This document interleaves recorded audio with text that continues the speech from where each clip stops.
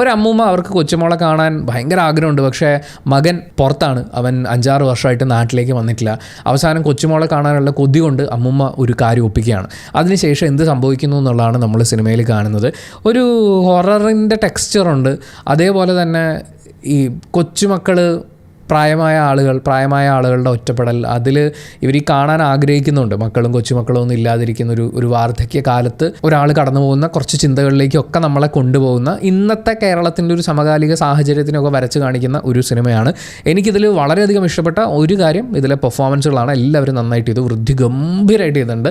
ആ കുഞ്ഞിൻ്റെ പ്രായം കൂടി പരിഗണിക്കുന്ന സമയത്ത് ഈ പറയുന്ന സൈൻ ലാംഗ്വേജ് അവർ യൂസ് ചെയ്തിരിക്കുന്നത് എനിക്ക് ആക്ച്വലി ഭയങ്കര ആഗ്രഹമുള്ളൊരു കാര്യമാണ്, സൈൻ ലാംഗ്വേജ് പഠിക്കണമെന്നുള്ളത്. കാരണം അതും ഒരു ഭാഷയാണ്. നമ്മുടെ നാട്ടിൽ നമ്മളെല്ലാവരോടും സംസാരിക്കാൻ പഠിക്കുക എന്ന് പറയുമ്പോൾ ഇംഗ്ലീഷ് പഠിച്ചു കഴിഞ്ഞാൽ നമുക്ക് ലോകത്തുള്ള എല്ലാവരോടും സംസാരിക്കുക എന്ന് പറയുന്ന പോലത്തെ ഒരു ചിന്തയുണ്ട്. ഇംഗ്ലീഷ് ഉപയോഗിക്കാത്ത വിദേശ രാജ്യങ്ങളടക്കമുള്ള സ്ഥലങ്ങളുണ്ട്.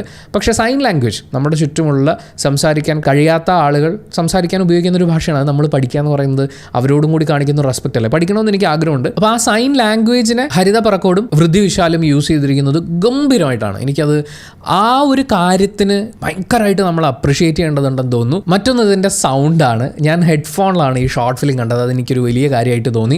അല്ലായിരുന്നെങ്കിൽ ചിലപ്പം ഇവർ ഈ പ്രായമായ ആളുകൾ തമ്മിലുള്ള കോൺവെർസേഷനിൽ കൊടുത്തിട്ടുള്ള ആ എഫക്റ്റ് എനിക്ക് കിട്ടാണ്ട് പോയതിനെന്ന് തോന്നി. അതൊരു ക്ലിയർ പരിപാടിയായിരുന്നു. ഒരുപാട് എക്സാജറേറ്റ് ചെയ്തൊരു കാര്യത്തിലേക്ക് പോവാതെ എന്നാൽ ആ പറയുന്നൊരു എലമെൻറ്റിനെ നിലനിർത്തിക്കൊണ്ട് ആൻഡ് ഷോർട്ട് ഫിലിം എൻഡ് ചെയ്യുന്നത് വേറെ ലെവൽ മാൻ. എനിക്ക് ഭയങ്കരമായിട്ട് ഇഷ്ടപ്പെട്ടു എന്ന് പറഞ്ഞു കഴിഞ്ഞാൽ അതിനൊരു വേറെ തന്നെ ഒരു സംഭവമുണ്ട്.